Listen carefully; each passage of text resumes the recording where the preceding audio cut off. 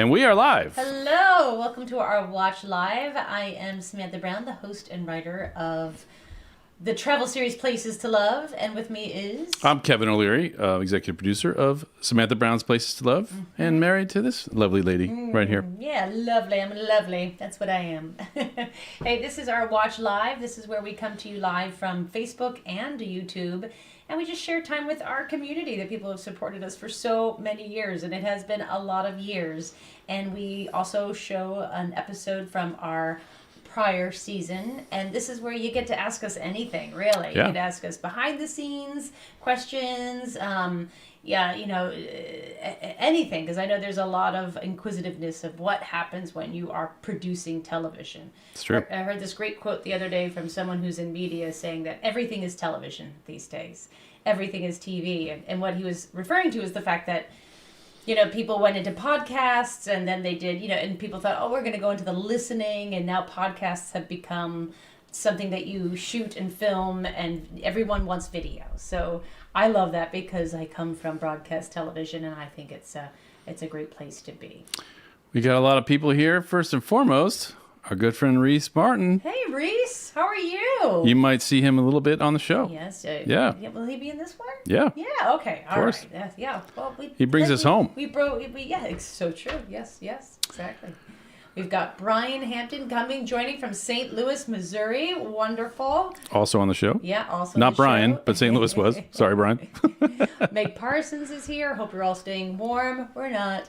It's cold. Yeah. It's so cold. Oh my gosh. It was like -10 with wind chill on Sunday. And the whole world, the whole country is cold. I can't believe it. It's just, I've never felt this cold before.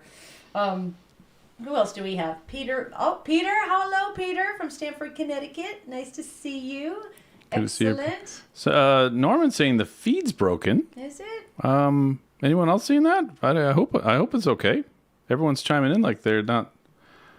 Always makes me a little nervous. I hope that's just a one-off thing. Maybe Norma just hit the refresh button and it'll start working there. Not sure about that. Hopefully it's all okay. We okay? Everyone seeing us okay? We got some folks from YouTube here. Elving Pietri Z. Her husband and I have watched you for years. Love from Cleveland. Thank you. Thank you very much, Elvin. Yeah. Elvin G. Pietri. Elvin G. Elvin Nice. Pietri. Yeah, and we, just to kind of mention, we have a whole thing on YouTube that you can watch on your TV if you want, but also, besides watching this live on your TV, you can watch most of our shows in stunning 4K resolution, and that's something you can't do on PBS. It's only on YouTube. Yeah, and it really does change it. It's so beautiful. Yeah. When we watch it. It's just absolutely gorgeous. So I Yeah. I love it. Oh, we have another Cleveland, Ohio, 23 degrees. Right, so a different person from Cleveland. Nice to see you, Bill Johnson. Bill Johnson's in the house. All Hey, right. Bill, how's it going? Snowbound Virginia. I mean, I think even Florida is snowbound right now, right? Didn't Florida get cold weather? I think I saw that. Yeah. Yeah, I know. Nashville got snow, right? Well, or ice. They get somebody's ice. doing a little humble bragging here, saying it's warm in Palm Springs. Always has to be one, and it's Colleen Casey tonight. And it's usually Colleen. It's usually Colleen. It's Hi, Colleen. Coming from warm Istanbul. Yeah. Or somewhere else.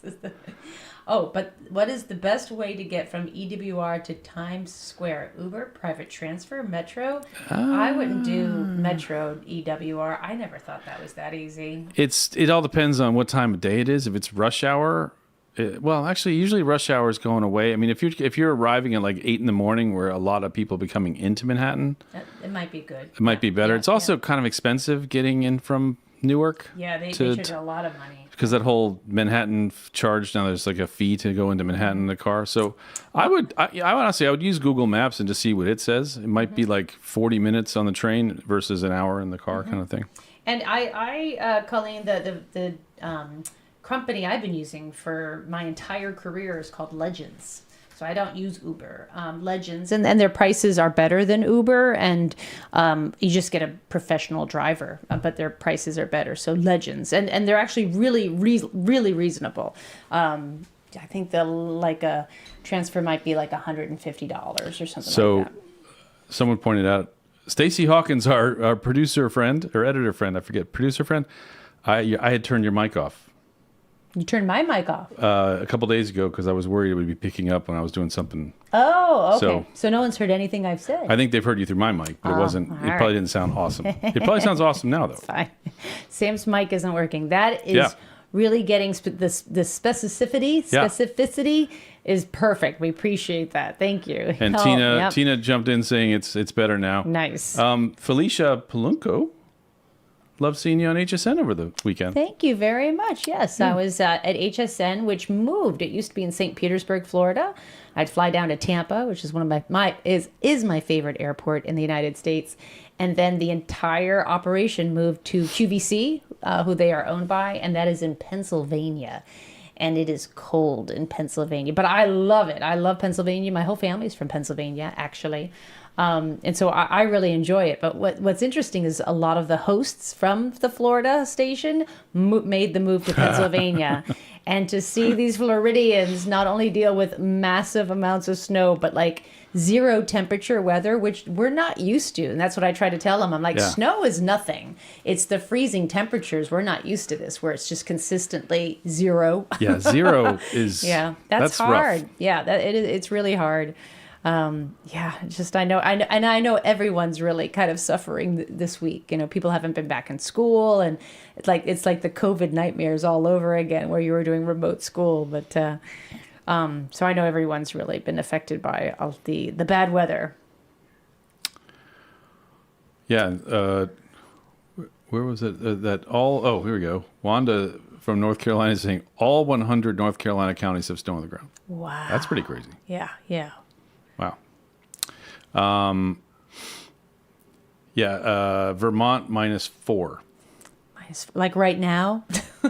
Yeah, that's rough. Well, that is. That is rough. And Phil saw his shadow. Yeah, yeah. No big surprise there, right? Yeah. The funny thing was, when I was in Pennsylvania, I got a big club soda, and I forgot to put it in my cup holder in the back seat, and it spilled everywhere. And the ice went everywhere. And for 4 days, the ice didn't melt. Like, I had cubes of ice in my car. I was like, yeah, you don't have to give me any Poxitani Pete, forecast. I know it's going to be 3 more weeks of winter. Well, we're going to be talking about Route 66 soon, and we do have a special guest tonight. We do. Yeah. We haven't had one in a while. Oh my gosh. Yeah, we haven't had one at all this season, but we made up for it tonight. Yeah. That's for sure. Really exciting. Yeah, absolutely. But last week, so one of the things we do every week is we show a little trailer from the new episode that's launching this weekend, but last weekend was our Zurich episode. Who saw it? Who saw it? Who saw the Swiss Johnny Cash performing for us? I don't yodel and I don't own skis. Yeah. I'm a Swiss guy. Yeah. He was wonderful. And he actually does a lot of touring in the United States, right? Mm-hmm. And what kind of lawyer is he? Because if you're a Swiss person, you can't just be a singer. You have to have like some serious job, because you can't live in Switzerland and not be a serious person. The Swiss are serious. They're serious. They're awesome. Yeah, yeah. But they're serious. Yeah. Yeah. So what kind of lawyer? I didn't actually meet him when I was scouting. Yeah. Oh, all right. Because Yeah. we found he's just really lovely.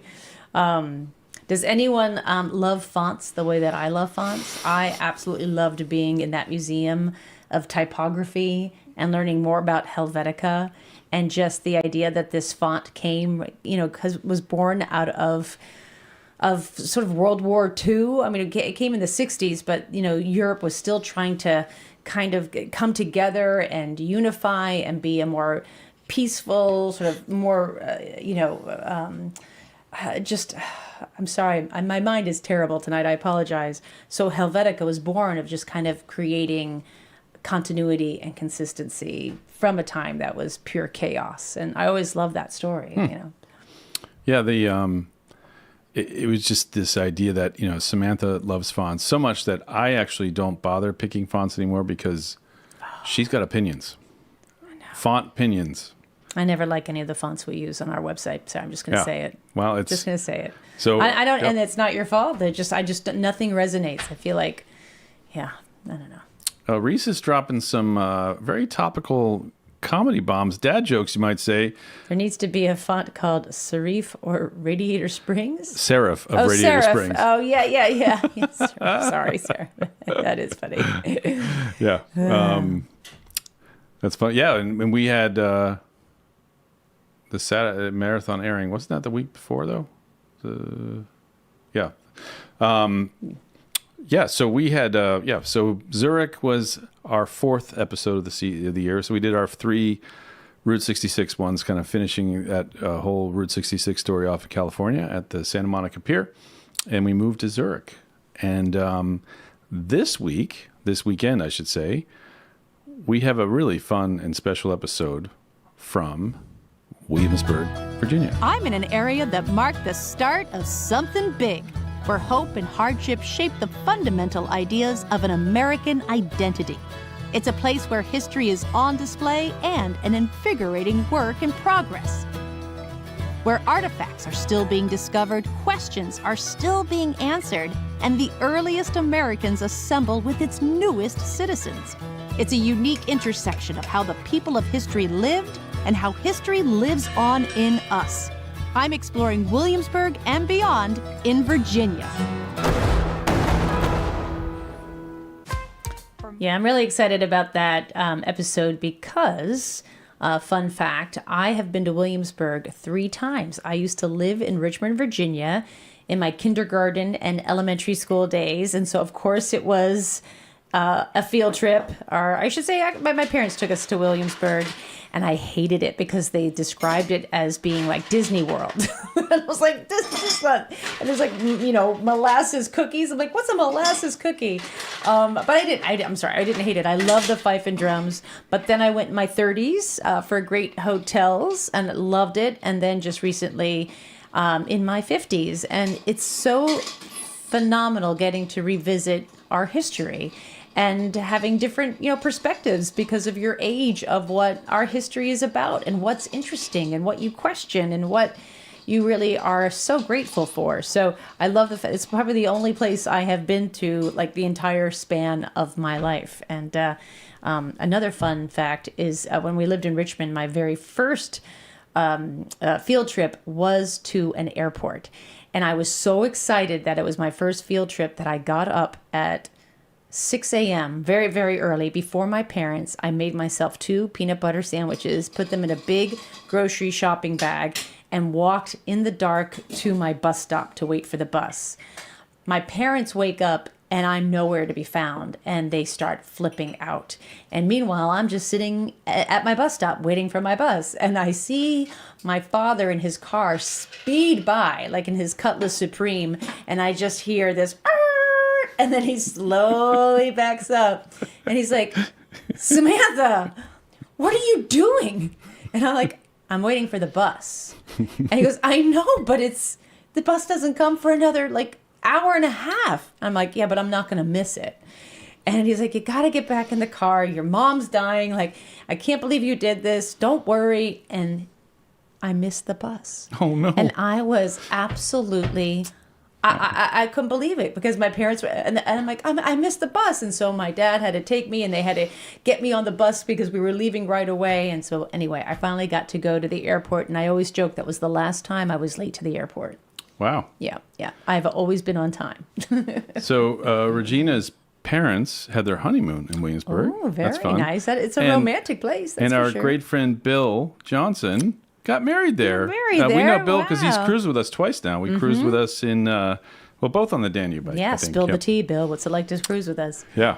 Oh, that's wonderful. I didn't realize you were Nice. married in Williamsburg. It's a beautiful place. It really and there's the entire real city of Williamsburg, and then there's Colonial Williamsburg, which is the open air, theme Disney World. Well, I know, Asterisk. yeah, exactly. It's not even close. It's just so beautifully done, and I know you're gonna love it.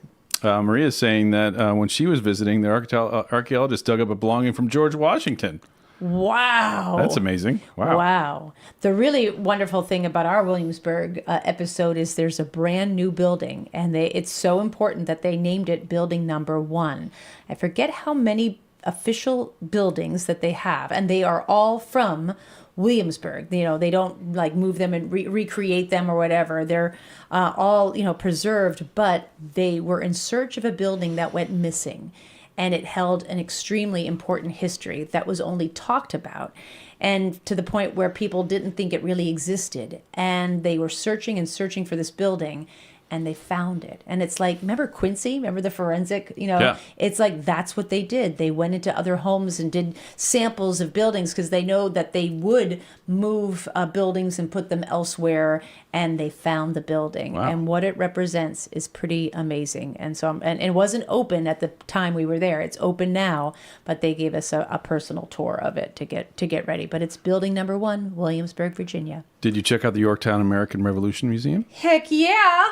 Absolutely. Yeah. That's one of our favorite parts because we got to see once a year they hold a naturalization ceremony. Yeah. Once a year. And they had 80 countries represented. Something like that, yeah. Something like 120 new American citizens. And you get to be a part of the swearing in, and they have like a full cannon salute, and it's pretty special. That's Not great. a dry eye in the house, that's for sure. Yeah, wow. You mentioned our friend Bill that cruised with us twice. Just to mention again that we are, Samantha and hopefully me, are going on the Canyon Spirit train from Salt Lake City to Denver over 4 nights in September. And this is a special group just with Samantha. It was a dinner the night before everyone leaves on the train. You get to, it includes like the 2 national parks you mentioned earlier, the Yep. Arches, I think, in Canyonlands. Canyonlands, which National I'd parks? never heard Yeah. of that, but it's a national park. And then Moab. Yeah. I'm sorry, Arches, which is absolutely tops on my list. Yeah. And if you want more information, if you just go to samb.tv/canyon, you'll get the full detailed description on how to book and all the stuff, how to make sure you're on in the train with Samantha, because there's a lot of other cars that aren't getting the cool setup there with Samantha. Peter Monk's gone. I know. Yeah, that's exciting. Exactly. Oh, we're gonna yuck it up, Peter. I've done this train before. Yeah. It's just outstanding because the landscapes that you go through, it's the American Southwest, and it's land that's inaccessible by car. We saw some people had like hiked in to a lot of the places that are just really isolated because this was just a freight train route for over 100 years till passengers came on this train. But the best thing about the train is there's a second location. There's a bar car. And it's really cool. It's a really neat bar car too. Speaking of bar car, we have little cocktails tonight. I made a tiny one for Samantha there. Thank you. This is Cheers. the Mezcal Old-Fashioned. From the Southwest. Oh yeah. And the Canyon Spirit, they know what they're doing. This is the old Rocky Mountaineer product they spun off to have its own brand, and it's really organized. Like you don't mess with your luggage because you don't sleep on the train. You have a hotel in every place you go, but they so then actually you're traveling during the day and you don't miss anything. Yeah, but they actually give you your room key on the train. You don't have to check in. You literally get it, and then you get to your room, and your luggage is in. And your luggage is there too. Yeah, it really does spoil you for the rest of Yeah. every travel experience you have after. I thought it was a joke. It's like, here's your car. Here's yeah. your key. So what? I take this and then go to the front desk? Like, Yeah. no, that's your room key. Like, really? Hey, Corey Lee's here. He watched Zurich last Corey night. Lee. All right. Corey was at our party as well a few weeks ago. That was 2 weeks ago, right? Yeah. Coming upon 2 weeks ago. Oh my gosh, do you have snow, Corey? How are you doing? Where are you going next? Corey is one of the most traveled people we know. He said Switzerland was one of his most accessible trips. Corey's, his handle's called Curb Free with Corey Lee. Yeah. And Corey is one of the top accessible travel influencers. Is that the right way of saying it? I think so. Content creators, maybe? Superstar. Oh, and then Maria went, she had a Samantha weekend. Oh. She watched the Zurich episode and then scrolled through TV and saw you on HSN. Because when Sam's on HSN, it's live. And she's on sometimes for 10 hours a day live. It's intense. It's a lot. It's intense. It's really fun, though. I was talking to the HSN people. I'm like, because like, hey, we wanted to do something different with you. Like, can we bring on crew members and have them ask you live, like, travel advice, like they're going to places? I'm like, yeah, that's a great idea. And I loved it. It's a really great crew that, because they're there 24 hours a day and it never stops. And so you have to have people, and the crew's phenomenal, and everyone there is really great. It's a really fun place to be for a long time. Whoa. Well, not disappointing. Corey's going to Dubai in a couple weeks. I'll bet there's not snow on the ground there. There you go. But you can go skiing in Dubai. I have. Yeah, Kevin's gone skiing. Yeah, it's actually... Are we wearing matching glasses again? Oh, yeah, no, we are. They're the same shape, but very different colors. Yeah. This is black, and theirs are blue, but the shape's similar. Maria's been to Canyonlands. Oh. And All right. I've always heard of arches. I've never heard of Canyonlands, which is terrible. Like, how do you not know about a national park? But I'll have to get my little passport, get my stamps. That's funny. All right. So tonight is all about... So it's funny. We just finished Route 66 from starting in the New Mexico border with Texas all the way to the Pacific Ocean. And now we're a week later, we're back in Route 66, last year's episodes. Yeah. It kind of worked out perfectly. Yeah. We didn't plan it that way. Yeah. No. And we start that episode. Well, so this was our second of 6 episodes we did, where first one was all the state of Illinois. We left Chicago and ended right literally across the river from St. Louis. Mm-hmm. And then a year later, we went back and started in St. Louis. Yeah. And ended this episode in Tulsa. Yeah. So the episode that you're about to watch is when we realized, oh, we're doing it. We're doing the whole thing. And now we're all together because we kind of like, what if we did it? And St. Louis, where we start, is like, and here we go. So I feel like, and away we go. Yeah. I'm back on the Mother Road. Last year, I drove Route 66 through the entire state of Illinois, and a crazy idea popped into my head. What if I kept going? What if I continue on exploring this highway of dreams, long considered to be an icon of American culture? And so I began again, using the road to discover a country's small treasures, hidden towns, and not too distant past, connecting with those who have carried the Route 66 torch for so long to a newer generation ready to inform the next 100 years. I'm traveling from St. Louis, Missouri to Tulsa, Oklahoma on this leg of Route 66. I'm Samantha Brown, and I've traveled all over. So we filmed this it was still pretty early in the year, so probably May? April, maybe? April? Maybe May. Okay. Yeah. I think May. Yeah. Yeah, it was... And you scouted this whole thing, too. So Yep. Kevin goes out on the scout. You probably were there like 3 weeks before, making sure everything was all right, It was kind of... it was a bit of an easier scout just because we knew we were staying on Route 66, where like if we go to Zurich, we're like, okay, well, what do we do? Like there's so many things we could do. But when you're on Route 66, it's very like everything needs to be on the route. So I think it simplified things in that way, but it certainly wasn't an easy task. Yeah, and it was a kind of a conversation we had early on. It was like, well, how much will we want to go off the route if something was interesting? And, there's a few things that weren't, a lot of the things actually aren't on Route 66, the actual road. They're just, in the corridor around it. Most things are, to be fair, but, we did move off of a lot of things we some did of the were things. on the route. Yeah. But yeah, it's, and it's amazing. We've gotten a few emails the last few weeks about people like, I can't believe you didn't go to here or there. And it's like, at the end of the day, we did 2,400 miles and 3 hours of television, and we had to make decisions on what we could or couldn't do, and we always have to make decisions. Yeah. It was tough, and some of it was logistical. Like, well, we got to get the team to the hotel, so we got to finish here at this point, and then we don't have time to stop. Yeah. Actually, I think the when we go to the Whale, that was like one of the last things you did. That was day. one of the last dark. things. Yeah, it was getting dark. We were tired. We had to do it. Yeah. Oh, yeah, exactly. That's so true because that was a little out of our way. We could have stayed on the interstate. Yep. And we all were like, let's do it. We got to go to the Catoosa Whale. All right, I am kicking off this leg of my Route 66 Odyssey here in St. Louis, Missouri. Is it Missouri? Oh no, I don't know. I'm going to say Missouri. Really excited. I'm going to be experiencing 3 great states on this leg. Missouri, Kansas, as well as Oklahoma. And look at the arch. Oh my gosh, it's amazing. Wow. First time seeing it. But first things first, something to sweeten the trip. Hello. Hi there, how are you? Very, very good. I think I'm going to have a graham cracker That sounds delicious. and a concrete. You'd like anything in it, or just graham, or? Do you have malt? I do. Oh, like 2 scoops? Absolutely, Okay. we'll do that. Ted Drew's Frozen Custard has been a Route 66 institution for decades. And there's your large concrete. Thank you very much. A concrete is an ice cream shake so thick it can be served upside down.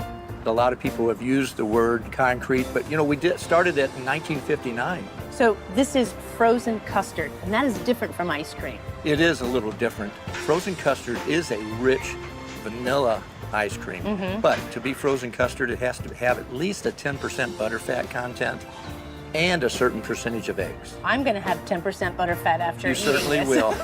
That's exactly right. How long has Ted Drew's been here in St. Louis? Well, since 1929, actually. Gosh, that's We over just 90. celebrated our 95th year. Wow, you are coming fast on 100. We are. And you're almost as old as the road itself, then? Well, the road itself. Not you, personally. Oh, okay, thank you. He was lovely. Yeah. Yeah, I mean, that was an absolute must, right? I think what we were told is like every kid, every baseball team, that's just been a part of people's lives in St. Louis. They sponsor schools and sports, and it's just one of those, like, everyone goes to Ted Drew's, and oh my gosh, the concrete was really good. I thought I got graham cracker in there too, which You did, is a yeah. really nice, Yeah. like, they had graham cracker that you can mix in, and it was just a perfect way to start the episode, in my opinion. So Colleen grew up on Ted Drew's. Colleen, are you from? I know you live in the Bay Area now, but are you from St. Louis or had family there? Is that why you were going there so much? I didn't realize that. Yeah. It's. I mean, what can you get in California? And what was the your answer? order? Ted Drew's. Yeah, exactly. Yeah. What was your order? That's a great question. Vera said that the Arch is on her list, and again, I scout all these episodes, and I literally flew in, rented the car, drove straight to the Arch, went up. I'd been there before, and in the end, it was just too complex with it being a national park and just all the drama of getting gear in and security, and it was just, it just wasn't worth it. You can go to the top of it, right? Yeah. Is that what you can do? Is there a restaurant there or something like that? No, it's like an observation So deck. that's how big it is? Yeah, and it's Eero Saarinen, Oh, sure. and there's actually a train in the It's hard to believe looking at the that camera. yeah. That the train, because it starts kind of vertical, but by the end it's going horizontal. That's amazing. The train, the car's ratchet to keep you upright. Wow. So as you're going sideways, and I went there for the first time in 1994. It was March of 1994, and that was the day I became afraid of heights. Oh, is that right? Yeah, Oh. I was totally fine with heights until that moment when I was at the top, looking out. In one direction is the Mississippi and East St. Louis in Illinois. The other direction is downtown St. Louis, and then I look down. Oh, wow. And there's nothing below you because it's an arch. Okay. And I reeled backwards Really? and have been afraid of heights ever since. Wow. Yeah, That's I literally the went, moment. Oh, my gosh. Yeah. Yeah. That's pretty cool when you realize when did that phobia start. Yes. Name that phobia and when it But started. it's an amazing thing to do. You should definitely do it. It's Oh, I just missed it. the only reason Yeah. we didn't do it is just, it's one of the reasons we scout Permits these and- shows yeah, is just yeah. the permits and this, because it's a very secure place, and we'd have to be there at a certain point to get our own cars, hard, and yeah. it just is like, what, this is a road trip. We gotta get moving. Yeah. And fun fact, it's one of only 2 national parks that Route 66 crosses paths with. That's right. And we show another one. Yeah. Oh, we showed one. People, which one is it? Nope. Yeah. That's You true. watched it. That's the quiz. What other national park does Route 66 go through? Okay. I have been traveling along Route 66, and the one name that is mentioned time and time again, especially for the people who are new shop owners along Route 66, is your name. That you are absolutely credited single-handedly with the resurgence of Route 66. I'm Michael Wallace. I've written about a lot of subjects in my life, biographies, histories, about American culture, but 66 and that old Route 66 book keeps calling me back. My book came out in 1990, and it surprised everybody, including myself. That sparked Pixar years later to do Cars 1. When that came out, business on stretches of the road went up 30% because it turned on a whole new generation of kids and others and people from France, Scandinavia, China. The road stays alive today because of all the foreign travel. When we're painting, it's amazing how many people will travel Route 66. Well, where are they from? Germany, England. Should we just mention Michael Wallace there? Yeah, because we go back to him. Yeah. We interspersed him with it because we were gonna we could have shown him all in one chunk, but we just thought, why doesn't he become like the wise The Obi-Wan narrator, Kenobi. the Obi-Wan of our Missouri to Tulsa episode? He is so lovely. He basically wrote a book that brought it back. That Cars, Disney's Cars, and what was so cool is when I was with him, our kids, we loved Cars. We watched it all the time. It was like their Disney movie. Mine was Little Mermaid and theirs was Cars. And so he did a special video for Ellis and Elizabeth because he is the voice of the sheriff. Yeah. And so if you ever watch Cars, he's the voice. He was given that as a nod to his importance. And he was like, Ellis, Elizabeth, this is Sheriff Radiator Springs. Yeah. And it was just perfect. But yeah, he's a special guy. I mean, all of the characters in Cars are really Based on real people. And he was the one that kind of brought the Disney producers and executives to those people to meet them. And they were that's how they framed the characters around them. Yeah, yeah. But yeah, he's pretty amazing. England, what was another France, big- Italy. Just in one day of working on the mural, I can have 6 different countries stop and visit with me. I am Shelley Steiger, and I'm a mural artist here in Cuba, Missouri. 1999, 2000 is when we actually did the first mural. Then they thought, how cool, let's do 12 murals and then we'll have a calendar. The idea was to be the mural city. So it was a plan right from the It was beginning. a plan, it was a plan. So yeah. what was the focus of the very first mural? It was the history of Cuba all of the murals have to have something to do with the history of Cuba. The organization that kind of is in charge of the murals, they a lot of times will have a subject matter that they want to cover, and so they will put a call out to artists. And So you're not the only artist that do the murals? No. Okay, so we're in front of the Amelia Earhart mural. What does Amelia Earhart have to do with Cuba? During her cross-continental flight, she had engine trouble and had to land in a field in Cuba. So it's...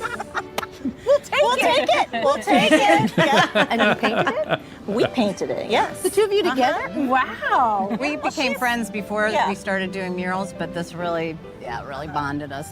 We drive through these cities and we think time has stood still, and yet they are really at the forefront of a lot of historical moments that we would never know driving through, and yet your murals really tell us that story, even though They were great, and you hit it off. I remember getting the call from Kevin, when he was on the road and I was here waiting, and he said, "Oh, I just met this woman. She's phenomenal." It was Shelley, and that you just had laugh after laugh with her. She was just so delightful. Yeah. Both of them were fantastic, and they'd been friends for like 25 years. They were both pregnant when they were doing the Amelia Earhart. I mean, just really great personal stories behind the two of them. And I've lived in New York City for almost 30 years. I'm from, near DC, Baltimore area. And, I love going to smaller towns in America. It's great. And that's one of the joys of Route 66. It just brings you through these towns and then you meet these people, and it was really magic. Yeah. Cause I met a few people along the way. I think Deborah Ann mentioned the Missouri Hick Barbecue restaurant. I checked that out, and they were great. Unfortunately, they were closed the day that we were going through, and that happens sometimes. That does happen, yeah. Every business is open every day. That happened more than a few times. Yeah, in Chicago, the reason we didn't have start to at do the Lou Mitchell's, which is like the official start. everyone has breakfast there, and then it gets on the road, is because we were filming there on a Monday, and they're closed on Mondays. Yeah, yeah. And that's just life, and it happens, and it's something I tell you when you are doing Route 66, and it's something I have to deal with all the time when I'm scouting shows, is that if you're going to be gone for over a week, one of those days is a Sunday and Monday, and sometimes things aren't open. So it's good. It's good to know if you have your heart set on going to a specific place, you should. And that's a Sunday that you'll be rolling through that part of town. You might want to just double check and see if they're open, because you might change your route a bit Yeah, to either just leave earlier to get there on a Saturday or spend more time somewhere else to not do much on Sunday so you can be there on Monday. These are the things that, not every bit. Actually, when we go to Kansas, that Curios shop was closed the day I went by. Same thing. Mm-hmm. So it was, So it's these things happen, but you gotta just be aware of it. It's Route 66, and it's such a brand. It's such a name. It changes all the time. It's a work in progress. Americans, we're always on the move. We always have been. And it's very liberating, I think, to all of us. After leaving Cuba, I'm following Route 66 through the Ozarks. This is Devil's Elbow Bridge, an icon of the Mother Road. Ozark lumberjacks cursed the log jams caused by this bend in the river, what they coined a devil of an elbow. I forgot about this. Oh no. I totally forgot about this. I was going to say, before we get to this, because viewer the discretion the night's kind of over by the time we're done with this scene. There was a part of between Cuba and this town of Uranus. It's not a town. It's just it's a state of mind. Yeah, it's a state of mind. Yeah. I think it's I-40. I forget the hot major interstate that basically replaced Route 66. But you're basically a lot of times you're on the access road, so you're literally right next to the highway. And I'm gonna do a small here.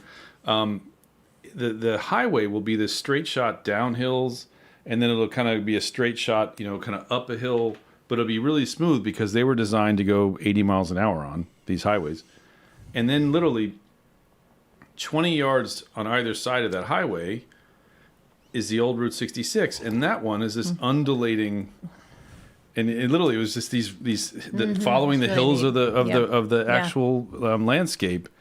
And there's a couple times where I stopped just to look at that because it was this really interesting thing. It was a straight shot engineered ribbon, and then this kind of road going exactly the same direction, exactly the same, going to the same place. Yeah. But that's what Route 66 was, because it was designed for cars 100 years ago that went 20 miles an hour. Yeah. All right, here Anyway, we go. are we ready? Buckle up, buttercups. Okay. For something completely inappropriate. Welcome to Uranus! This is already exceeding my expectations, just so you know. Ray, would you like to get your fudge nice and tight in a box or loose in a bag? How many people do you see a day here, do you think? Oh gosh, thousands. The billboards bring a lot of people in. They stop for the joke and then they realize the best fudge really does come from Uranus. So. It's all homemade? Homemade. We have 18 different flavors of regular fudge, and then we have 6 reduced sugar flavors as well. What's your top flavor? Chocolate's our #1, of course. Sure. Followed by peanut butter chocolate. Oh, yeah. Yeah. So I'd like you to pack it tight. Okay. Of the chocolate peanut butter. There she goes. Yep. She picked the #2 in Uranus.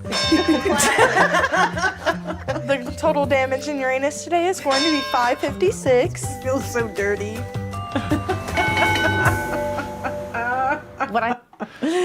So brilliant editing from David Dean, who not only edited that scene, but really punched each joke by giving it the boxer bell, as well as the number, so you could just count the jokes. And so well done, because our huge concern was that it would get flagged, and quality control at public television would come back and be like, Dick Cavett would not approve. Would Ken Burns do a scene about Uranus? No.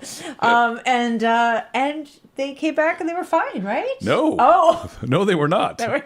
We had to do a bit of so there was a few jokes we had to do a bit of juggling in Uranus. People always say, oh, you should do like a director's cut of stuff that you had to cut out that you didn't want to. We should recut the Uranus scene with the stuff that we couldn't put on public television. But listening to that, they really allowed us to put quite a few things in there. But there absolutely are, they said, there will be stations who will not show this. Yeah. And I don't know We had if to fill they out a ever form. did. What was the form? It's a flag form that the station, when they get when they were able to download I think anytime, this has happened a few times this season, to be honest, for different things, that you basically have to state what could be.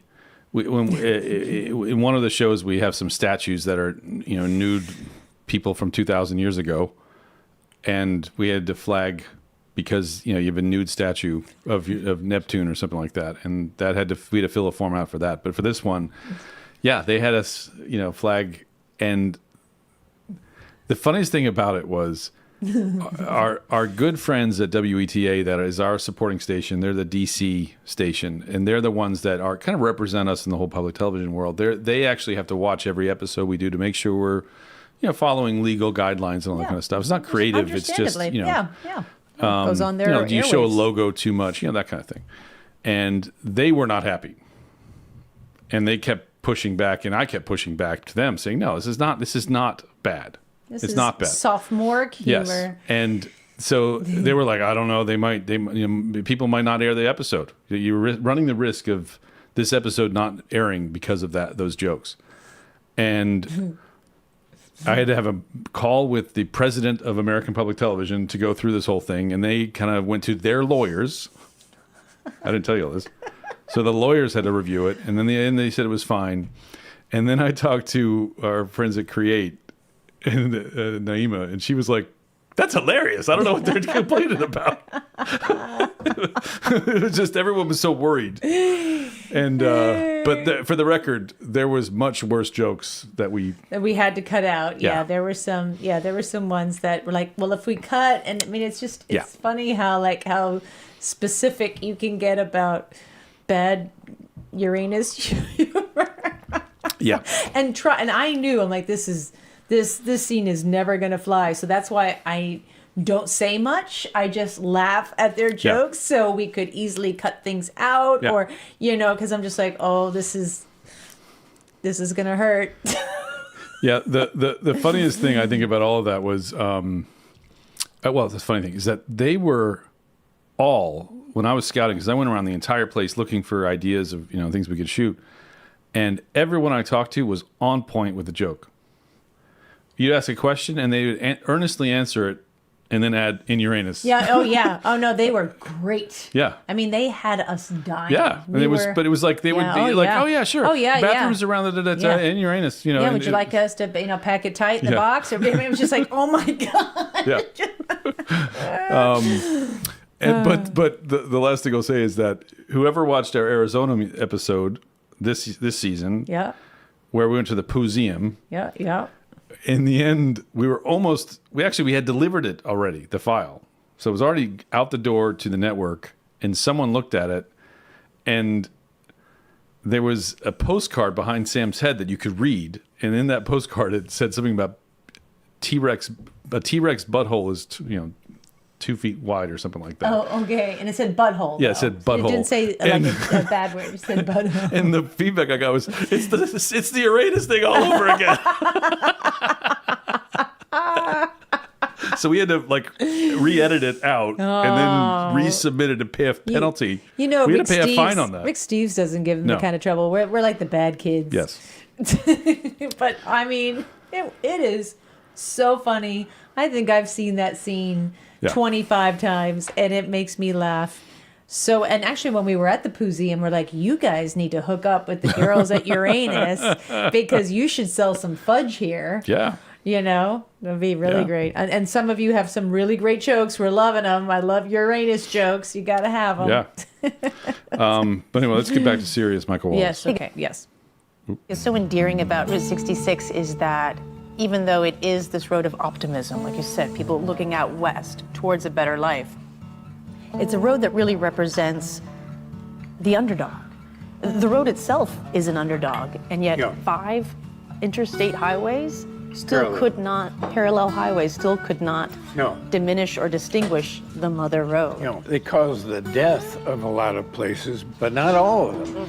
And in this Renaissance period, which we started in 1990, it just keeps going and going and going.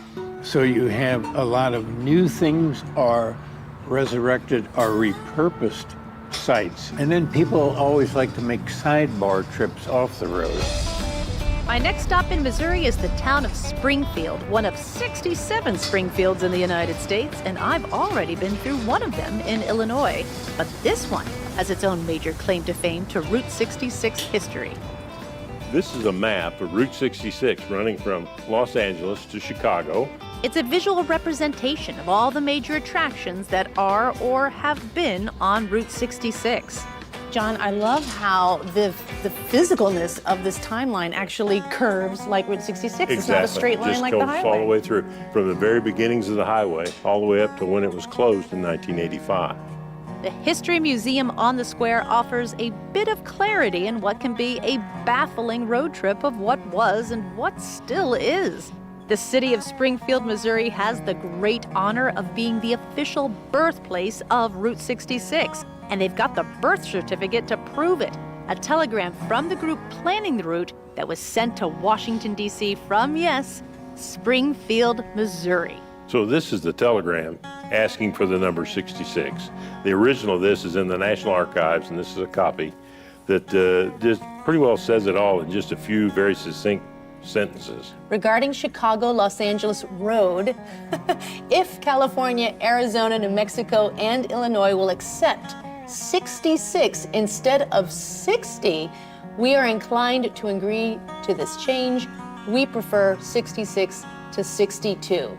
And the rest, as they say, is history. Wow. I mean, I don't think Nat King Cole singing Get Your Kicks on Route 62 would have ever worked. There he is right there.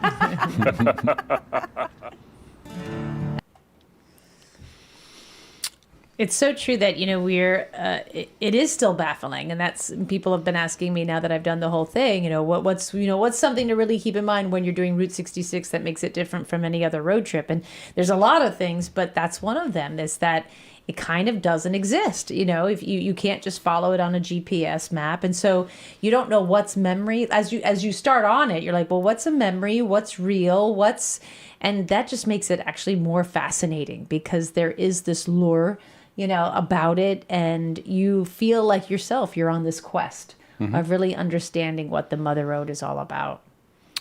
Our good friend Reese, who we'll see soon in the show, mentioned that if anyone's learning about Michael Wallace and his book, Route 66, The Mother Road, it's out of print, but the 100th anniversary edition comes out in May. Wow, we have a copy of that, right? I don't think we do. I never saw it. No, we have one. That's not it, though. Look at that book. No, that's not it. No, I know. I've never seen it. I could have swore he gave me one and signed it. No, we have one. Yeah. I'm trying to think Really? what it is. Yeah. I've never seen that. Almost positive. I'd like to read that. And Brent asked just a great question. How many states does Route 66 go through? And our buddy Reese was right on it. Boom, 8.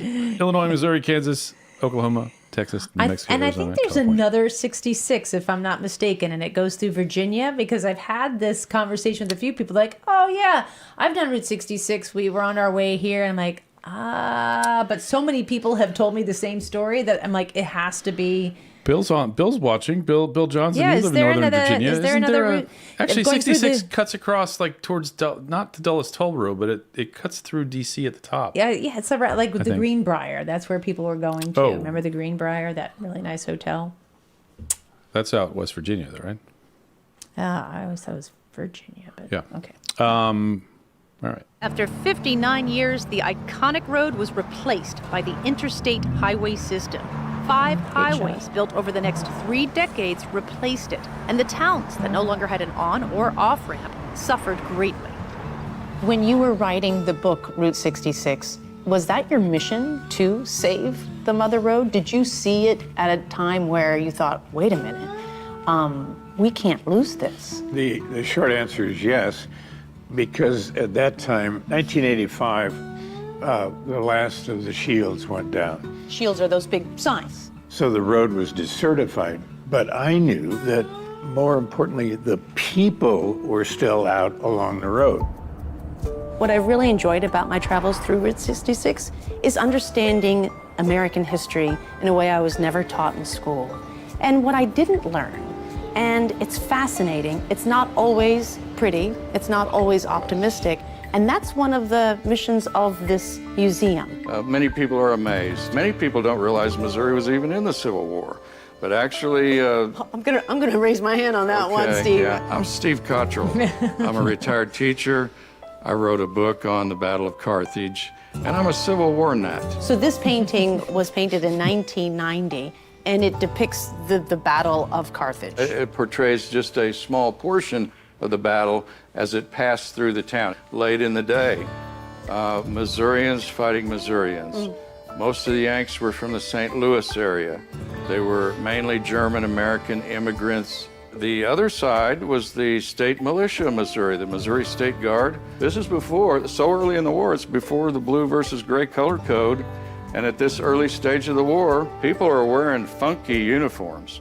Early in the war, if you could raise a regiment of 1,000 men or so, you could also design your own uniform if you wanted to. Oh, no. Whoever thought of that had never been in the military. Wow. You got to learn the rough, bad stuff along with the nice, pretty stuff to know the whole story. Otherwise, it's like reading half a book or watching half a movie. You don't know the whole story. And the main message is, we don't want to do it again. If you people who study this war, seriously, they know that. It was a horrendous time, and that's how we teach it, just exactly how it was. Yeah, really embarrassed that I didn't know Missouri was in the Civil War, and that's what I talk about with, like, you know, just history. Like, I grew up in New Hampshire, and we spent a lot of time on the Revolutionary War because that was the colonies and sort of our origin story for being New Hampshireites, and then just everything else. I mean, I think we spent a lot of time in the Civil War too, but it felt like it was North versus South, and I feel like Missouri doesn't fit into that North or South, right? But really, just good to know. Good to know and understand. And it was one of those things that when, you know, I was kind of looking for ideas of things to cover, you know, just reading that there was a museum about that, and I kind of wandered in there. I was like, well, and you hear that story. And it's like, wow. Yeah. And he was very, and that's where I loved where he was coming from, because he wrote a book about it, and he said that the whole idea that people still really idolize this time where it was bad. It was really, really bad, and no one should want to have that again, right? Yeah. All right, so we are leaving Missouri, heading into Kansas, which has 13.2 miles of Route 66. It's really small, but I'm sure it's going to be good. We're going to make this count. But I'm really excited because I have never been to the state of Kansas. So this is all new to me. Very excited about this. Kansas, here I come. And my first stop in Kansas, okay, my only stop, is the town of Galena.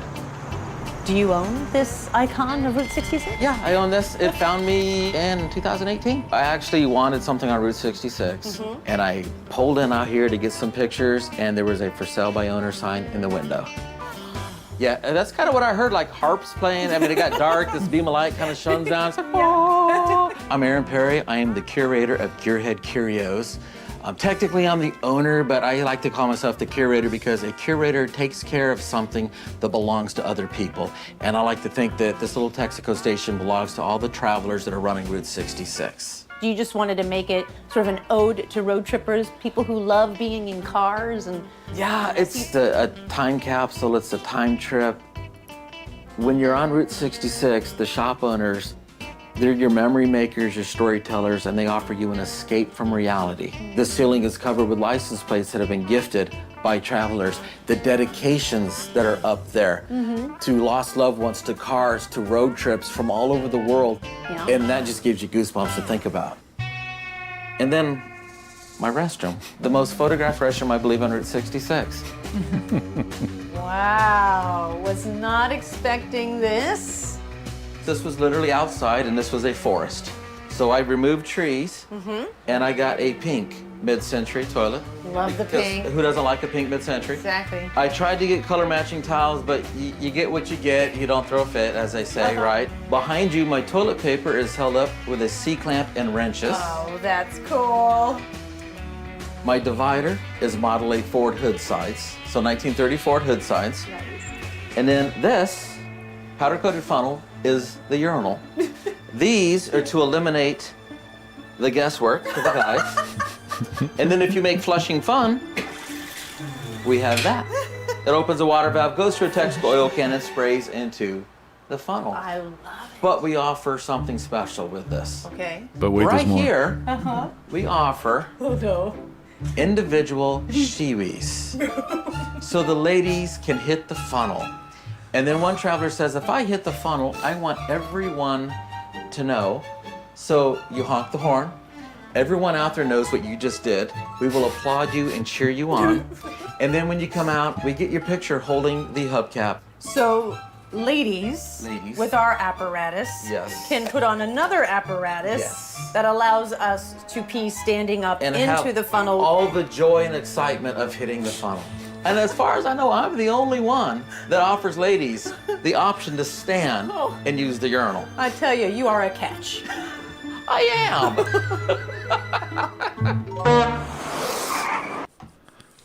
That had another joke ending, and we had to cut that. Yeah. Yeah. We knew our limits. We knew we were already pushing public television. In Uranus. Yeah, it's funny. He was fantastic, and I love what he said. Just, shopkeepers are the memory makers. I felt that all along the route as I kept going, even through to California, that this is what makes Route 66 so special, are the shopkeepers. And there is such a reciprocity between travelers and business owners along Route 66. Everyone who's on Route 66 understands their responsibility. They are a part of this magic. And so you walk in and you are one of the family. You walk into any store, any restaurant, and you are already accepted as, hey, welcome. You're here. And you will meet people all along the way that are from all different countries around the world. And it just becomes this sorority fraternity as you're traveling through meeting people. And he really emulates that kind of enthusiasm where he felt like the place found him and he had a calling to turn it into something that would be that place for people. But I really felt that was a continuous theme throughout Route 66, is just that what you want so much when you travel is just to really meet people and be able to talk to them. And sometimes it's harder than just because people are busy, right? They're business owners. You can't, they've got a job to do. You can't take up too much of your time. But there's something different about the business owner on Route 66, that's for sure. According to Jason here, I can't corroborate this. Someone got married in there. In the bathroom? Yeah. Okay. I mean, I guess it, some people are into that. Why not? Yeah. I mean, you either get married there or you in Uranus. Was she a Flushing bride? Oh, nice. Someone asked about the Mustang. Yeah. Did we drive a white Mustang the whole route? This is from Rich. Rich. If so, that must have taken some planning. And so, fun fact, I think I mentioned this. This guy. I think I mentioned this that when we did the watch party for the Illinois episode, is that, logistically, it's always a concern about, how many vehicles do we need? We used to be able to all fit in 2 minivans, and then that was when we were 7 people, and then we picked up an 8th person, and we couldn't. So now we have 2 minivans and a car. And because we were driving so much with luggage and gear, I had the car Samantha drive to be like a Yukon kind of Pathfinder kind of thing. Well, it was definitely a American car. It was like when you go to Hertz and you book, it was an American Suburban. Can book an American car. Suburban. It It's was. like I never knew that was a. But it's always a Suburban or similar. And it wasn't until I was watching the footage months later, they gave you an Infinity. Yes. And I was like, what? Yeah. We're driving a Japanese car on Route 66? Yeah. And so when we flew into St. Louis, I don't know, it doesn't matter what I rented for that, but I remember spending a lot of time looking around in the parking lot because, you can, these days they have sections that, you can pick a car from the section. And we got lucky that they had a lot of Mustangs there. I wanted an American car and kind of a fun car. And then, so we did these 2 episodes. And when we got to Albuquerque to start the final 3 that aired just a little while ago, the woman that ran Hertz at Albuquerque because there's a big film community in Albuquerque. She was awesome, and she was really used to kind of dealing with odd requests from film crews. Mm-hmm. And she's like, yeah, we don't get any white Mustangs here in Albuquerque. And I was like, well, if you could just keep an eye out. And sure enough, she calls me like a week before you arrive saying, a Mustang was just dropped off. I'm holding it for you guys. And so when Sam got to Albuquerque, we picked up the exact same white, not the exact one, but the same model. And it made the continuity a lot better, I think. Great. Yeah, it's really, Yeah. Shout out to her. I think we gave her a special thanks, didn't we? I think I forgot to do that. Okay, well, now we're sending a big thanks to her now. Yeah. We will make that right.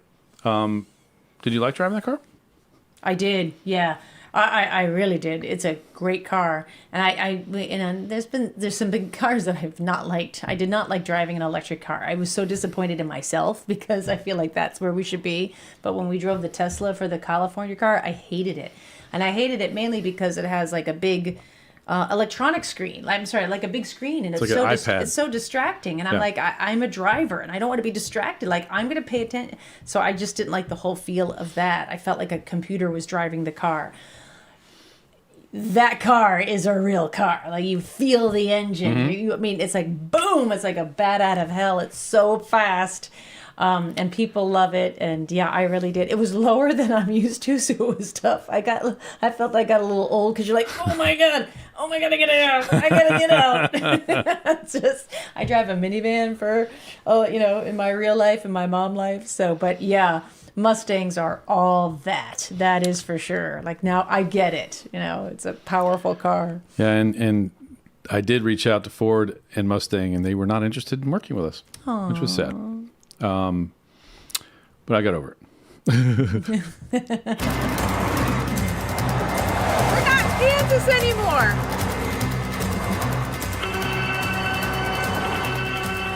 Of course, when you think of Oklahoma, you think of whale watching.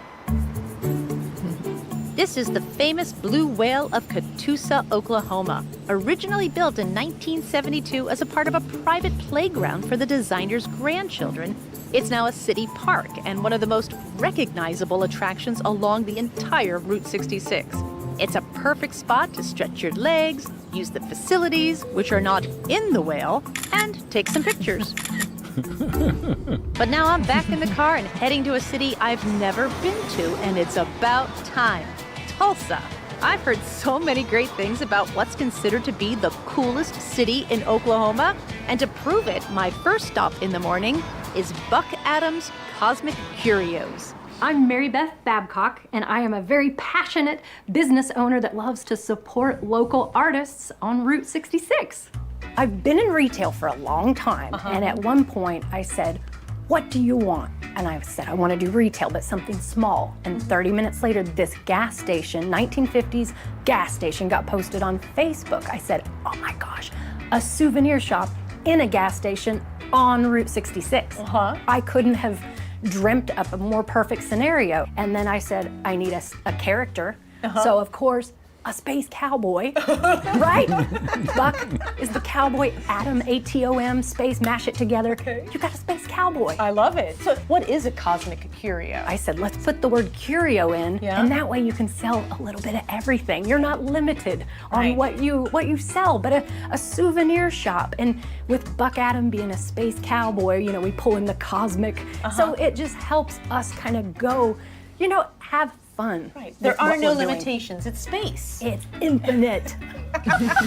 And you have a muffler man out there. Yes. And that is a Route 66 icon, right? That goes back how far? Yes. They were originally made in the 60s. And so there was the famous Gemini Giant in Wilmington, Illinois. And so we found a guy that has made a mold from one and can make custom muffler men now. So there are new muffler men coming in to the Route 66 atmosphere. Exactly. Carrying on those beautiful stories from the past. And there are definitely those beautiful, thank goodness we have them, old-time Route 66ers. They remember it when. Yes. And they've worked so hard to preserve it and also to influence that next generation to say, here, don't let this go. And you're that next generation. Oh, I can't believe you just said that. For you to say that, I get the chills. I feel like I am here to help people smile. It's a dream that I can live my life and do something really fun. Okay, here's a traveler. You know, it's a shame Mary Beth isn't enthusiastic and passionate about what she does. It's just, you know, she really has some people, you know, this is just low energy. didn't find the right thing they want to do. Yeah, exactly. Yeah. Yeah. Yeah. I mean, right from the get-go, when you meet her, did you meet her first? Yeah. Okay, so actually, she was somewhere else, another business she was involved in. So I met her there. Yeah. But then went to the that's store right. separately. But yeah. Yeah, it's I pretty picked up on that obvious. energy immediately. Yeah. Yeah, exactly. And then right next door to Buck Adams Cosmic Curios, she owns kind of like a secondhand shop, and that's where you saw a lot of our B-roll of like the Greyhound bus, and it's in an old house, like an arts and crafts style bungalow house, and you go from room to room of this house. And she has it totally decked out with all of the thrift shop finds that you would find in secondhand finds, whether it's like kitchenware that's in the kitchen, and then living room and the bedroom. And it's almost, you could spend hours just in that room as well. But yeah, she has, you know, it's very similar to our filling station in Galena, where he thought about it, and the next day he saw an ad for it. And for Mary Beth, it was the same thing. It was almost this cosmic, like, you know, what do you want to do with your life? And the world answers. And just to kind of create something that, that just connects with people. And she is the antithesis of the highway experience, the faceless, nameless highway experience where you just go in and you get your soda and you get your drink, you know, your snack, and you get in the car. Like, you want to talk to her, you want to find out more about what she does and what she curates. And we loved being there. Definitely. And we were purposeful about, you know, this is 100-year-old road, and there's some old businesses and people that have been there for a long time, but we were trying to find, like, what's new? Who are the new people driving this forward and keeping this legacy alive for the next generation? And we really felt Mary Beth was part of that. Is this idea that, you know, this is not just an old story that's just old, and, you know, people are glorifying the oldness. There's people renovating and creating new stories on the route that we really liked a lot. Maria was there, and she got a Space Cowboy Buck Adams, like, in front of the store. Nice. All right. And Stacy's pulling out some pretty good dad jokes here. They need a pizza shop across this baseball and call it nice. Gangster Very Love. nice. That's a good one. Our friend Sylvia would appreciate that. Yep. Good friends with Mr. Steve Miller. Yeah, Steve Miller. Yep. But yeah, so lots of great stuff there. And a great ambassador to Tulsa. Yeah. That's what Tracy's saying for Route 66 and Tulsa. And it was my first time to Tulsa too. And, you know, we talk a little bit about the logistics of, you know, doing these trips, and we were really lucky that we got to spend 2 nights in Tulsa. Yeah. And so we got in late, stayed the night, and then had a full day in the Tulsa area, stayed the night, and then left the next morning. So we got kind of a double hit of Tulsa time. I went to a concert there at the, what's the name of that awesome, it's like 100 years old, the club, I forget what it's called, but I saw... It's hard. I know. It's like another train track. Yeah, I can see her face. She was in a band... I'll get to it. I'll find it. Yeah.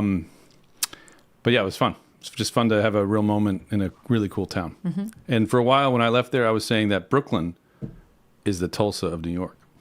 I like that. I like that a lot. It's cool. I talk a lot about B-side cities, and Tulsa is a great B-side city. It's a small city, really under the radar, but once we were there for 2 days and shot there, we were like, oh, it'd be so great to do a full episode in Tulsa, Oklahoma, because it definitely has a different, cool vibe, really welcoming, and we only got a little bit of it, but we knew, we need to dig deeper to be fantastic. But yeah, and I think Wall Street Journal, of all publications, rated Tulsa, Oklahoma as one of their top places to travel to in 2026. Really? Yeah, a lot. And then Today Show pulled in. Yeah, that's right. And They I were think just there. They went to recently. Buck Adams as well. So yeah, Mary Beth probably met Al Roker and all of that. So yeah, they are on the map. That is for sure. It was Kane's Ballroom. Thanks, Reese and Tracy. And it was the woman who's there's a singer of Alabama Shakes, and just the name escapes me. Okay. Yeah. Brittany Howard. That's it. Yeah. There you go. Yeah, great. That was a great night. Tip for Route 66, get a map. Get many, many, many maps in a great booklet, because it doesn't exist. It was decommissioned in 1985, and so your phone GPS isn't going to help you at all. It's been chopped up, Route 66. Sometimes it follows a highway, really plain and simple. Other times it cuts into like more rural environments, and you're like, where the heck am I? So get a map. Get all of them. The book was... Hold on, that's the author's Jerry McClanahan. I was actually emailing with him earlier this week. He lives in Oklahoma. He's from Oklahoma. He's got a gallery there. And this is the 5th edition, so he does always update it. Yeah, and I had to tell him the story that having his book, one of the stops in his book, since he's the author, is his gallery. And when I was passing that town, I literally stopped and was pulling into the parking lot of his gallery, and realized that if I did that, I was going to miss my next appointment. So I got back on the road and kept driving. So I didn't get a chance to meet him. It's kind of a bummer. Really intended to be a love letter for the highway and those people. Again, without pulling punches, without overly romanticizing it, it has to be the complete story. It has to be black, white, shades of gray, the good, bad, the ugly, because sometimes the mother road could be an abusive mother. And people need to know that. I'm now in the Tulsa neighborhood of Greenwood, home to one of the most significant events in the city's history, the Tulsa Massacre, believed to be the single worst incident of racial violence in American history. On May 31st, 1921, in 18 terrible hours, more than 1,000 homes and businesses were destroyed, and an estimated 300 black lives were lost. The best thing that could happen is for that to be exposed, because the most antiseptic thing is sunlight. Best things that could happen to Oklahoma. And it wasn't always the case. Some things were not talked about. In 1985, Route 66. Yeah, just really, really powerful. We knew right away that we wanted to tell that story, and it's hard because we know we don't have much time, right? So we don't have much time anywhere, especially in a road trip show. And so then if we're doing something this serious, are we going to be giving it enough time to be serious about it? But we knew it was too important to just kind of gloss over or to not include at all. Again, something that was never taught in our books, never, and I just think it was really, really important and beautiful how the town is memorializing and paying tribute and making sure people are aware of this neighborhood that was there. And yeah, and I think all of us felt that when we were in Tulsa that we need to go back there, and we will one day, and we'll do that story again, and we'll do it better and with more time, I think.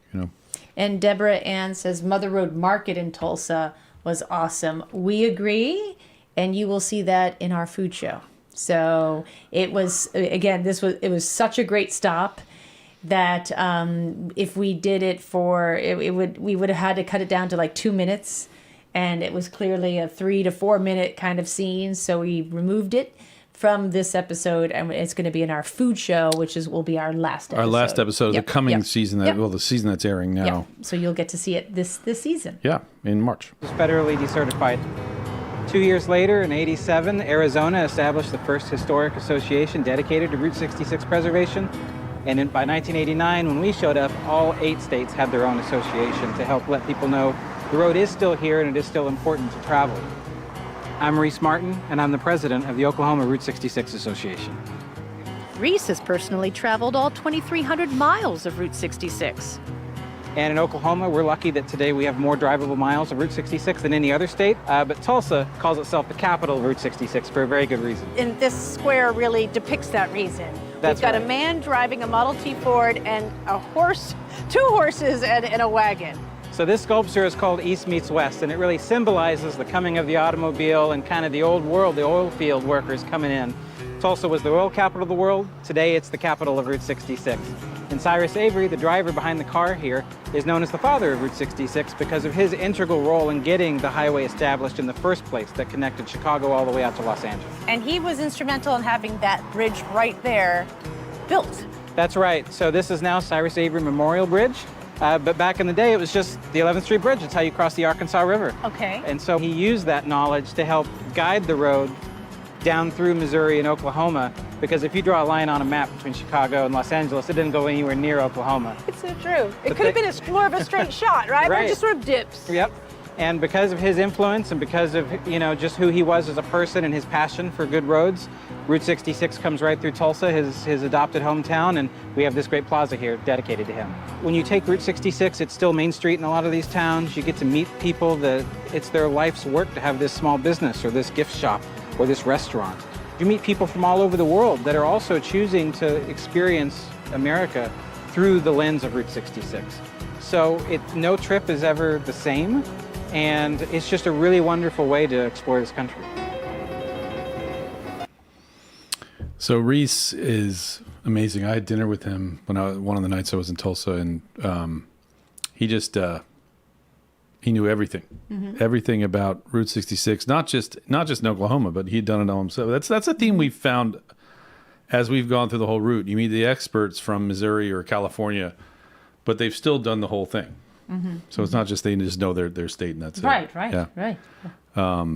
But yeah, he was great help, introducing me to people and just kind of help. It's you need some help when you just show up on the ground. Yeah. And he was a big help, and actually just continues to be a big help for us. And was a great expert to have on our show. Thanks, Reese. Yeah, thanks, buddy. He's on right now. Yeah. Route 66 is a state of mind where the past, the present, the what ifs, and the what could be's actually come together, and you pull off on 66 and your mind can wander and you can time travel and escape reality. If you're coming through Cuba on Route 66, please stop and say hi to me. If I'm out painting, I'd love to hear your story, and I'd love to tell you our story. There's so many things special about Route 66 is meeting all the people along the route, people traveling, the other business owners. They all have their own, their own passion, their own love for their little strip. You never know what you might find. I've experienced so much on Route 66, and yet I feel like I'm just getting started. So next, I'll be continuing on through the rest of Oklahoma to Texas and beyond. But always remember, last thing I'll tell you is, life truly begins at the off-ramp. And that's why Route 66 is a road that takes us to so many places to love. Yay! Such a great show. It's a great episode. That's a great episode. It was like we were on our way. Yeah. I remember feeling that way. Like, hey, we're doing it. Yep. That's it. We're doing one of the biggest sort of projects we've ever encountered with the this show, and the continuity and creating and writing it. I know writing all 8 episodes. It means a lot to me. Yeah. Like what the emotion that I got to experience and put into it. It was a lot of hard work, and this is where it started. This is where the rubber met the road, so to speak, because Illinois was the one-off. Yeah. I was like, okay, we're just doing a mini Route 66, but this one, Missouri to Tulsa, was okay. This is real. So we mentioned earlier that we have a special guest, and when I mentioned that earlier, Maria immediately said, "Is it the guest? Is the owner Buck Adams?" And It's Cyrus Avery, back from the dead. And so we have with us the owner of Buck Adams, Mary Beth. Come and join us. Hey! Yay! Everyone give Mary Beth a round of applause. Put clapping hands in your comments. Aw. It's so funny because we knew it's so what as soon as we saw your scene, I'm like, everyone right now is hoping it's her. I'm sure. No offense, Reese. No offense. Well, Mary Beth is someone you can meet really easily because of her business ownership. But was that the first time you saw the episode, Mary Beth? Was that the first time you saw yourself? Okay. I watched it before, and it was, I mean, what a dream for someone like me to be on the Samantha Brown show. I mean, you to me are like you are the OG of all travel shows. So what just a dream. I mean, so cool. So this is super exciting. Yeah. We absolutely loved being at your shop, and I remember how long it took us to figure out the angles. Remember that? We're like, okay, we'll squeeze here and you squeeze there. Oh no, and we got it. But you have a lot of updates, so we got to see a buck, right? Okay, so there's Buck. He's the original. He's number one. The OG, exactly. Handsome man, he really is. And then number 2, Stella. Oh, and I remember when I was there, she was just a dream. Oh, there she is. I have all my babies with me. So she is the space cowgirl, and her whole mission, like she shoots her ray gun and it shoots these shooting stars, and you make a wish from the shooting stars. Mark Klein made her. We had Scott Farmer, who's a local artist, made all of our little statues. We had Josh Waddell of Bartlesville make her ray gun and her jetpack. Whoa. And then another friend. Yeah, this is wild. A friend named Beverly was saying of Genuine Oklahoma Souvenirs, knew we were doing a space cowgirl, and she said, I have to make her a bracelet. So she made a gigantic puff. This is it in our size. That's great. She made a gigantic cup for her. So it's That's super awesome. cool, super fun to be able to work with all these artists and make these crazy dreams come alive. And that's what's so magical about you and your whole, passion for life. It's so collaborative. You really love to bring as many people in and share the spotlight with so many people. And you do have this passion. And you are this memory maker. I remember talking to you just how important it was to create not just a business, because you had been in retail for some time, right? Retail was kind of where you were, but just where could you really meet and connect with as many people as possible? And so talk to us about that. Like why, what does it mean to connect with people who come into your store? Why is that important to you? Oh, it's a really good question. As far as the answer to that, I don't even know. There's something about, when they come in and not treating people like we're all going through something in our lives. We never know what other people are going through in their lives. And like with what I've created, I almost, as I get older, it just has become so much more. We hope that when people come through that they are able to smile. They're able to remove from whatever their day-to-day life is, have a little fun, make a memory. And, thinking back as a child, so many different things that I'll never forget because, my mom and dad, took us to Wool Rock in Bartlesville, and you got to feed his name is Buffo, the buffalo, and he was a taxidermy buffalo, and he'll eat your cans. Really cool place. But anyway, making those memories, and I'll never forget that. So I'm hoping, yes, to run a business, but to also create these memories. And, going back to our dear Michael friend, Wallace, if it wasn't for him, my old shop was on the old alignment of Route 66. And I met him and his wife, Suzanne, and we did book signings at the shop. And he's obviously the one that got me so excited about Route 66. And I just started little trips in Oklahoma. And then you learn, oh, there's so much more to it. So what a dream to be able to have a shop on historic Route 66. Unreal. Well, speaking of so much more to it, that wasn't the only giant. Who's next? Who's next? I'm missing what you show the picture. Yes. So I don't have him with me. So Meadow Gold Mac, the friendly lumberjack. So he, I won't say the total number because we'll just keep going with this fun game. Mac is an original. So he is from the 60s. And his whole mission is to help, a property owner in the neighborhood, Aaron Meek.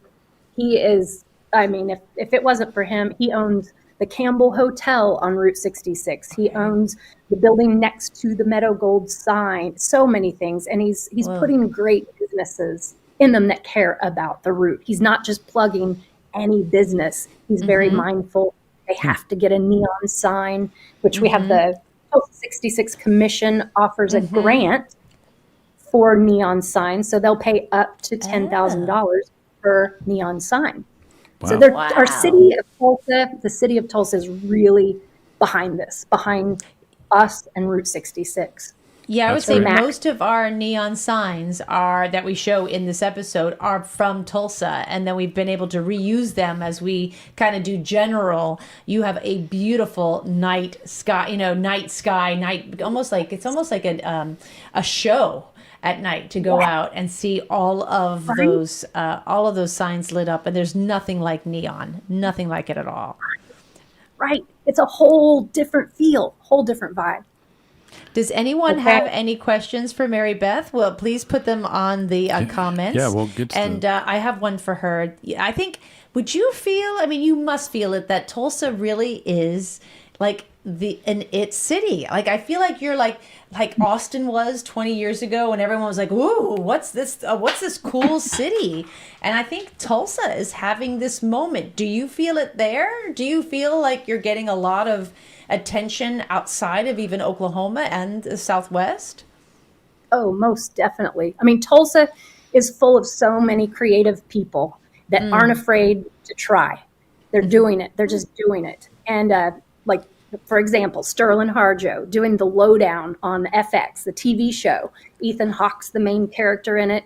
They're getting ready to start season 2. That's right. That's supposed to be a really great show. Oh, you have to tune in. Yeah, I gotta watch it. Yeah. But they, that alone, they shot all in the neighborhood, and they're supporting all those businesses in the neighborhood. So great. Tulsa, that, and again, with Michael speaking about the Tulsa Race Massacre, I've got a dear friend, Chief, has a book called the America's Black Wall Street, and he does these tours that are just take you to. You have to, if you're in Tulsa, you have to do this. There's the music scene. There's so many amazing musicians in Tulsa, and I'm so glad you got to catch a show at the historic Cain's Ballroom. That's so cool. So cool. Right? Which is 100 years old, right? It's an old place. Yes, they just celebrated 100 just this last year. Hank Williams played there, Bob Wills, the Sex Pistols. That's awesome.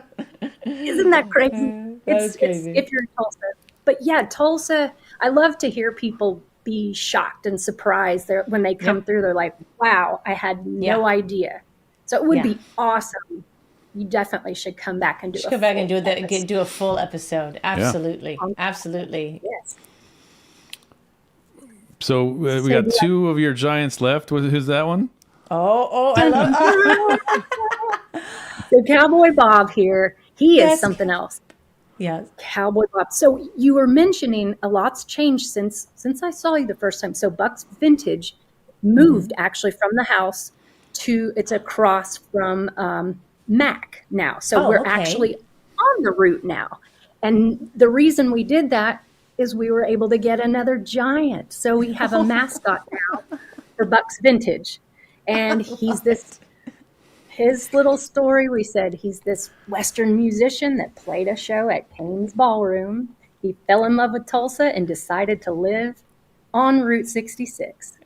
And I know we don't have time, but he's got so many details within. We just partnered with HBarC, which is Western wear company from 1897, and they have had this awesome resurgence, and they have a shop right next to Buck's Vintage now, and the shirt that he's wearing is a vintage HBRC shirt from the 50s. Oh my gosh. After they would recreate it, and they have reproduced this shirt, so we now, and it's called the Cowboy Bob, which is his name. So I can go to that Western wear shop and get the same shirt. See, that's what I think you inspire that in so many people, and it just catches, right? Creativity catches, and everyone wants to be a part of this. And who doesn't love these giants? And so I think you call them the land of the giants. Is that also something you hope that Tulsa will become, kind of known for not only neon, but these giants? I hear people calling it that now. Yeah. They're like, the land of the giants. We're like, land of the giants. Land of Giants. I did that. The TV show back in the 60s, the late 60s. Yeah. Hilarious. And then, of course, you've got Rosie the Riveter. I love it. We've got a blonde for this because Stella had dark hair. So we wanted to do a little balance. So again, that property owner, Aaron Meek, his mother was a Rosie the Riveter. And so he specifically wanted a Rosie, and he funded her.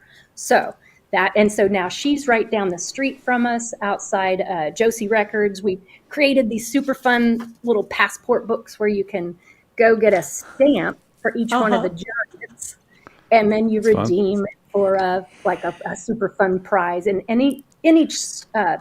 inside it has photos. So again, partnering with friends. A dear friend, Gerardo Gonzalez, does all the photos. So he was able to help us bring all these images alive, and then I make them into postcards or posters for your bedroom, or just so many fun things. So the passport. And then I do want to say, yes, if it wasn't for Reese, so he got cover girl, leading man, Tulsa of the Year. Wow, he got Tulsa of the Year from Tulsa People Magazine. Yes, is this 2025? Just came out. I'll mail you a copy. All right, Reese. Yes, come on, big time. Wow, he does so much for Route 66, and he literally, people. He was so deserving of this award. So I had to make sure you all knew about that one. We love Reese. We love Reese. We love Reese. What I love about this is you're honoring the past, right? This isn't just like making something hip or trendy. You're going back to the roots to find out what's real. And I feel like in this day and age, of course, with AI and they're coming in, Stella and Rosie. You need to listen to this, girls. You are who inspires us. The depth to that shot. All right, it's Cowboy nice. Bob. Yeah, it's a great shot. But you guys, if I can just speak to Bob, Rosie, and Stella, we really need you. We need your power. We need your energy, because it's this whole idea that the only good that's happening is the computerized and the new and it's disconnecting all of us. And this is so real, this where this comes from, and it can help us. They really do guide us all. I need a little laser gun, though. I think that would help me on the New York City subways.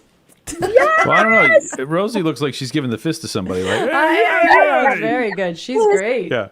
The rivet gun, who knows? Maybe the music will take care of it. I don't know. Yes. We're trying. There's so many different.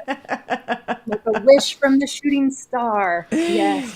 But celebrating the past. The past, but showing you can still, there's so many empty buildings along the route. You can open something new. And it just resonates, it's not like celebrating the past, like, oh, what did we do? Just like this all still works today. This all still unites us today. And and I just love how you've galvanized everyone just to really understand that. You and Reese. It's just incredible. Really incredible. And then Tulsa. Yeah, go ahead. John Spilliard saying Reese and his wife Sam has a shop next door to Buck's Vintage are both the best. He is Tulsan of the Year. Oh, Reese, what is your shop?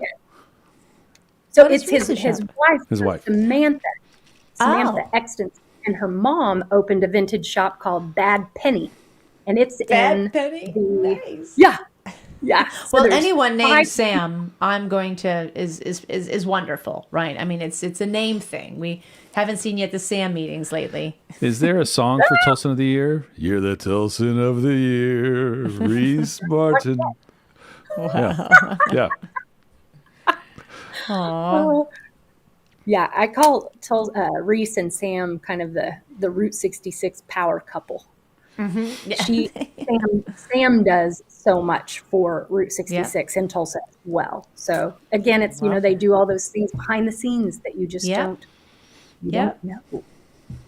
Do you have do you have any advice to people who would come to Tulsa? What else they should do that, obviously we didn't get to show because we were there just doing Route 66, but what is the food scene like that? We did the Mother Road market, which is incredible. And people will see that in our show at the last. That what makes it, it is a food hall, but it has a different mission. It's an incubator, so there's funding and money behind giving people who have always wanted to have a place to cook, to serve their food, giving them a head start in that. And so really support small business owners. We did a beautiful mother-daughter duo there. It just gives people a chance because breaking into the food industry is a really expensive and risky venture. And so this whole business is about supporting local people who have a creative idea but just need that spark. Yes, the Mother Road Market. And it's 1 mile from where we're at. So everything, we're all so close to each other. So many times people come, they're like, where should we eat? We're like, Mother Road Market. And especially if you have a big group of people, that's a great place to go. We'll have a new restaurant called The Helen coming soon, a new little diner. Another fun thing, so many news are coming. There's going to be a 66-foot tall dinosaur coming, made by the same gentleman that made these giants. And it'll go in what's called Howard Park. So that'll be just west. Is that like the Sinclair dinosaur? Is that what he's doing? It's actually across from, but it's technically not a Sinclair. Okay, all right. Right. But yeah, it'll be in the Howard Park. And then Tulsa's doing the Tulsa Capitol Cruise on May 30th. That's Tulsa's big event.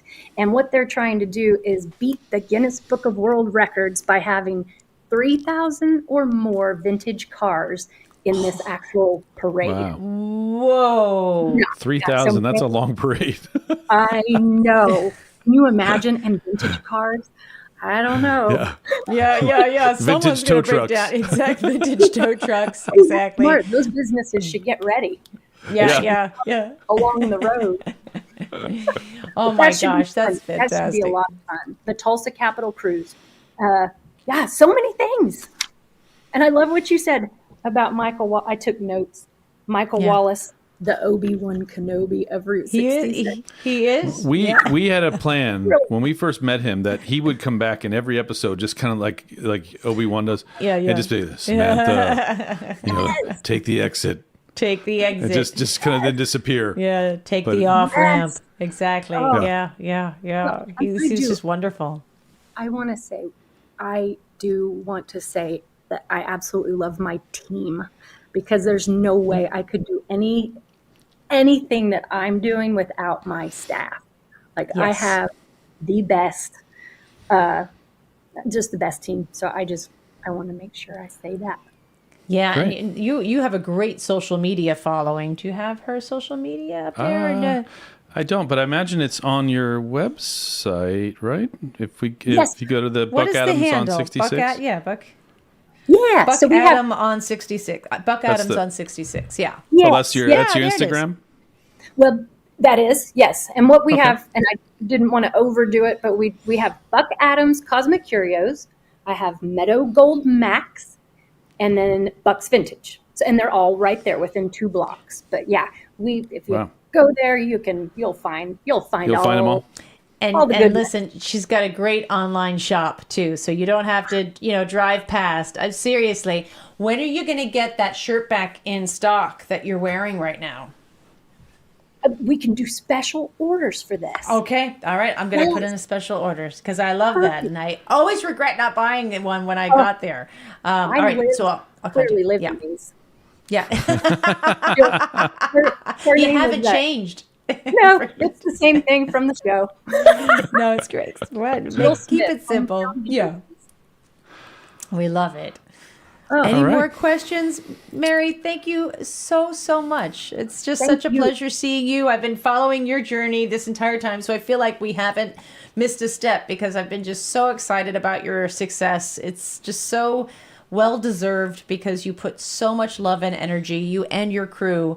I remember your whole crew was there too, helping us out, making sure that we were getting the stuff that we needed. And it's just so great to see. I remember seeing Stella. You showed me the model for the very first time. You're like, this is really exciting stuff. This is what's going to be our next, Because he needed a girlfriend. Yeah, he needed a girlfriend. Yeah. Exactly. Yeah. Oh, Buck, lucky man. Lucky man. And if you do look, I mean, I don't get too crazy, but she does have sparkly undies underneath. If you were to go look that's a under great her shot. Skirt, yeah. If you do look under, and that was Beverly who made the bracelet. She's like, she has to have sparkly undies. I said, okay. Let's do it. Why not? Who knew that our Missouri to Oklahoma show would be our sauciest? Yeah, so saucy. Yeah, very saucy. That's as saucy as I get. Yeah. I'll let those guys do the other. I'll enjoy it. But yeah. And I have to say, so my mother, she passed away, and I did these butterflies. Anytime I see a yellow butterfly, I think of my mother. And that's on the boot. And she's the first person I would want to call right now after this and say, guess what, Mom? But I made a note and it says, pinch me. So again, thank you. Thank you for doing what you do. Oh, thank you. Yeah, I mean, I think thanks. everyone here watching understands why you're so special. You lit up our show, and there's just so many people do. It was a great episode, but you're someone we show a lot just when we're showing the entire Route 66. Yeah. You're in all of the footage. You're you're well represented. Greatest hits reel. You are the greatest hits reel. Yeah. Yes. All right. Thanks, Mary Beth. Have a great night. Thank you for joining us late tonight. We appreciate it. Thank you. See you later. Bye. Yep. Thank you. Wow. We're lucky to do what we do and to meet people we meet. So great. It's always the people you meet along the way. Mm-hmm. And so that really is the feeling you get when you drive Route 66. I mean, Mary Beth is certainly special. She's got a lot of great energy, but there's passion all along the way with all of the people who own the businesses there. And just to put that up again, it's Buck Adams on 66, and that's atom like the nuclear atom, not the atom like Buck Adams was Adam, wasn't it? Anyway, Buck Adams on 66.com and has all our social media handles to follow her there. Wow, what a great... And congratulations to Reese. Wow, that's fantastic. You're Tulsan of the Year. Tulsan of the Year. So we went from finishing Route 66 and all the build up for the first 3 episodes of the season. We had a week off, and then we went right back to Route 66, recapping our watch party for the first of 2 episodes that we did last year. And next week will be our final watch party for a while till we get to the new season in November or so, I think. And we will be visiting, basically picking up in just outside of Oklahoma City and making our way to the Texas-New Mexico border. And lots of great stories there too. And I tell you, at every point, Route 66 just delivered. Oh my gosh. I mean, the thing that I loved about that episode is that really up until Tulsa, leaving Chicago to Tulsa was not that different when it came to the views you see.